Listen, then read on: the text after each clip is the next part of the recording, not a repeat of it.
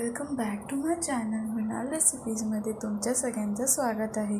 आज आपण बनवणार आहोत मंचाऊ मॅगी। त्यासाठी सगळ्यात आधी इथे मी 1 आणि अर्धा पळी तेल घेतलेलं आहे। त्यानंतर त्याच्यामध्ये मी ॲड केलेलं आहे लसूण,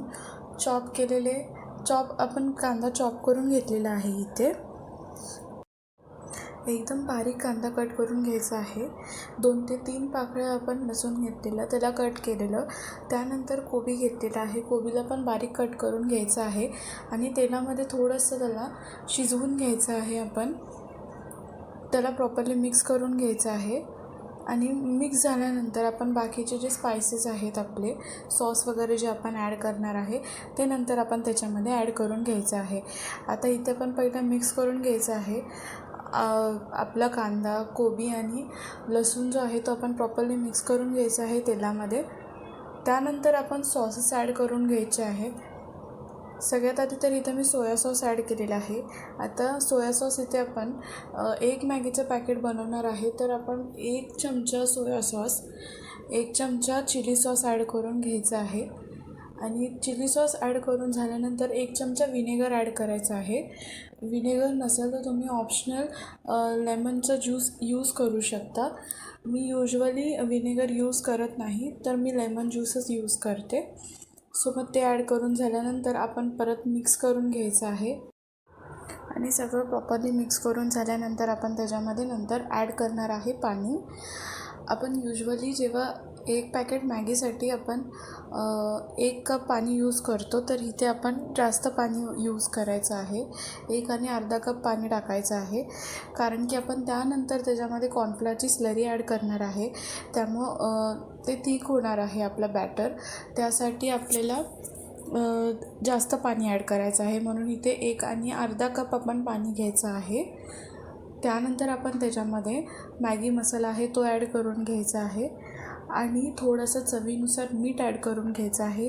मीठ जास्त ॲड करायचं नाही आहे, कारण मॅगी मसाल्यामध्ये सुद्धा मीठ असतं आणि सोया सॉससुद्धा खारट असतो, त्यासाठी आपण मीठ ॲड करून नाही घ्यायचं जास्त, थोडंफार ॲड करायचं आहे टेस्टसाठी।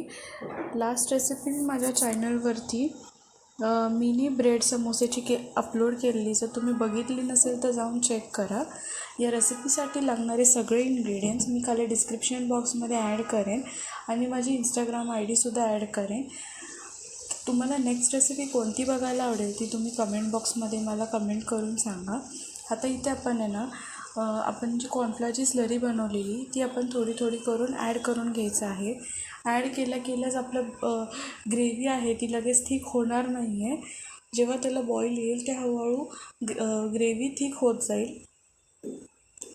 तर राहिलेली थोडीशी स्लरी होती ती पण मी ॲड करून घेतलेली आहे। त्यानंतर त्याला आपण एक बॉईल येऊन द्यायचा आहे, मिक्स करून घ्यायचं आहे, जेणेकरून कॉर्नफ्लोअर खाली चिटकून राहणार नाही।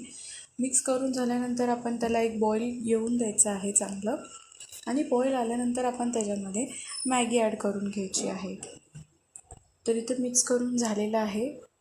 आता ऑलमोस्ट त्याला बॉईल यायला चालू झालेलं आहे, तर बॉईल आल्यानंतर आपण त्याच्यामध्ये मॅगी ॲड करून घ्यायची आहे।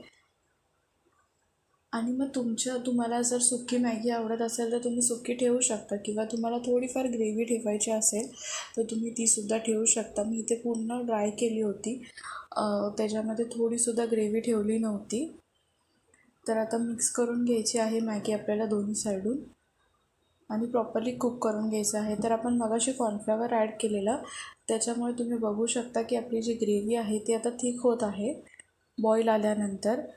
तर मॅगीला आपण चांगलं कुक होऊन द्यायचं आहे। जोपर्यंत कुक होत नाही तोपर्यंत साईडमधून अजून चेंज करू शकता, जेणेकरून मॅगी सगळ्या साईडून प्रॉपरली कुक होईल। आणि तुम्ही बघू शकता की ग्रेव्ही आता थोडी थिक होत चाललेली आहे आणि जसं त्यामधलं पाणी कमी होईल तर मॅगी आपली थोडी स्टिकी होईल। तर आता इथे आपलं जे पाणी आहे ते ऑलमोस्ट थिक झालेलं आहे आणि मॅगी आता आपली ड्राय होत जाईल।